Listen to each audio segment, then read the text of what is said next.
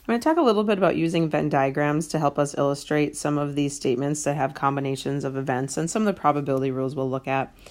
We have the statement of probability of A and B. Notationally, we use this thing called an intersection symbol to write shorthand for probability of A and B, and that is the probability that both A and B occur.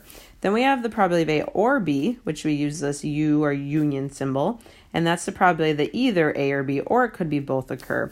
So the Venn diagrams for these two statements look like this. We have this box to represent our entire sample space, which we were calling like the whole set omega. And then within the box, we have these events that could happen, which we will denote A and B here. When I'm talking about the and statement, it's where they both occur. That's going to be this little sliver in the middle where they meet. So that is how we think of probability of A and B. Probability of A or B, if we start again with our two circles in the box, is that we have either A or B or both. And so what that really is anything inside either of them.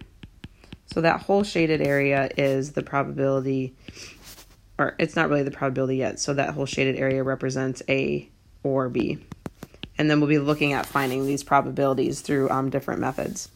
So on the next page, we do have a probability rule that says, it's called the addition rule. It says probability of A or B equals the probability of A plus the probability of B minus the probability of A and B. And so I'm going to draw a Venn diagram to help us think about how this works and why we subtract that piece off.